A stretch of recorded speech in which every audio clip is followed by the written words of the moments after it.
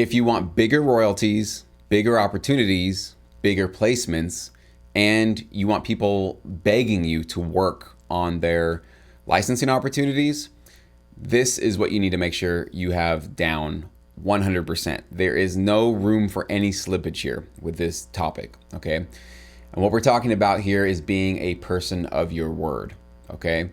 When you say you're going to do something, this goes for everything in life, but more particularly here in the sync licensing industry.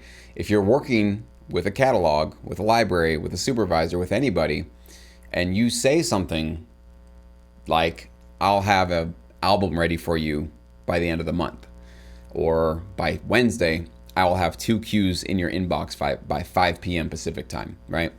Specific promises and hard deadlines for deliverable assets that you're going to deliver to your licensing partners.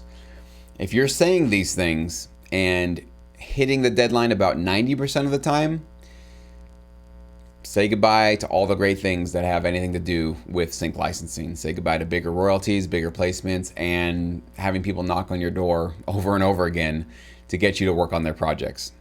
90% isn't good enough. 95% isn't good enough, okay?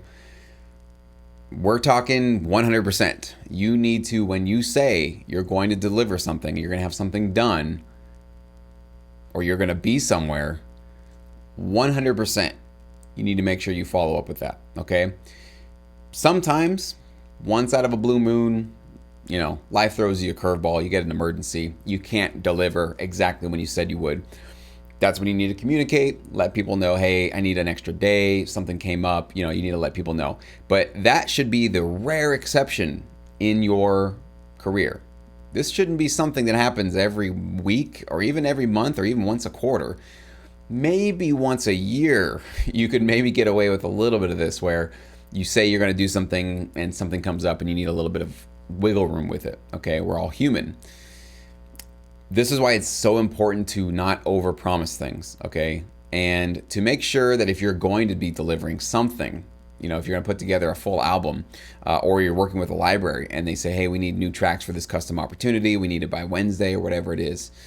If you come to the table and just say yes to it before you're really prepared to schedule out your studio time, push some other things aside, really do your homework to make sure that you're going to be able to deliver for them. It's actually better to not say you're going to do something. It's actually worse to come to the table, put your cards out there and say, absolutely, you can count on me, I'll be there. And if you don't deliver, they will immediately close that door to you, okay? It might not be a hard slam shut where they never talk to you again, but this is now your brand. You're now the guy or girl that delivers sometimes, but then you also kind of just say you're going to do it and you don't really do it.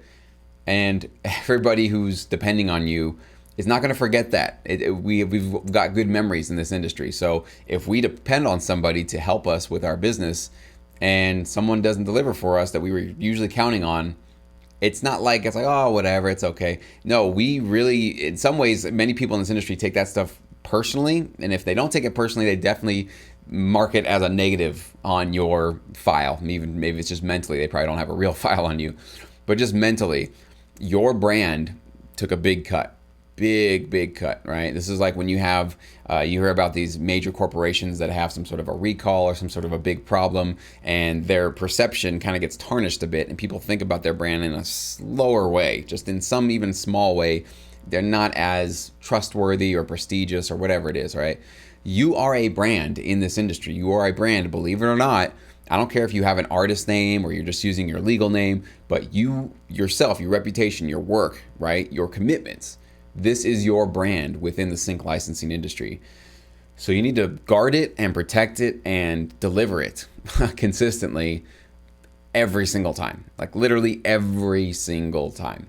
And if you're not sure if you can nail something, you can deliver something, you're going to do something when you said you would, you're not really entirely sure if it's going to be possible for you, before you just rush to commit to something, spend an hour planning, thinking about this stuff, preparing, making sure you really can. If you can only deliver partially what's being asked of you, let them know that.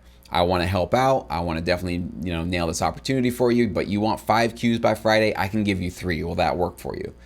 Be in communication with them and let them know you're a team player, you're a hard worker, you're ready to go, and you're letting them know you want me to do this, I can deliver this, but I will deliver it. Absolutely, we'll get it to you on time or before it's due, right?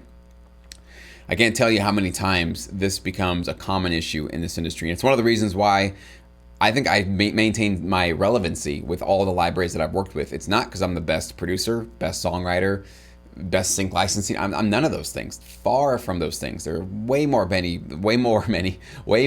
talented producers out there in the industry than I am. I know that absolutely. I'm not oblivious to that fact. I listen to other music. I study other people's productions.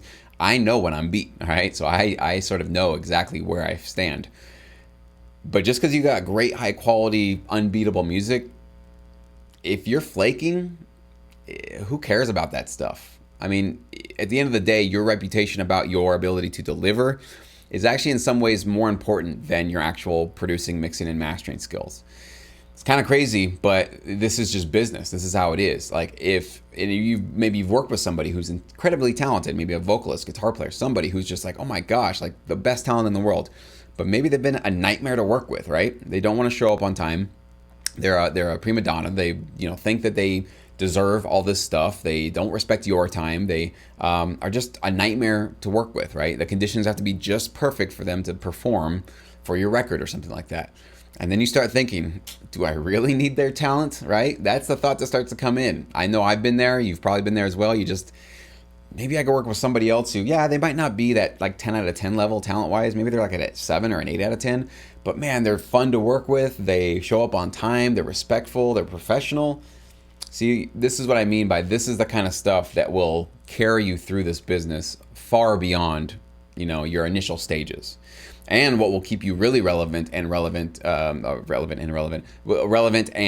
included in all of those inner circle pitches that you get from music libraries. The only reason why I continuously got those over the years is because every time, very few exceptions if I was out of the country or unavailable for whatever reason, but pretty much every time I was asked to do something, I was there and I delivered. And that's it. That's it, guys. It was not my talent. It wasn't my amazing ears for melody or my mixing or mastering skills or my plugins or the equipment that I bought.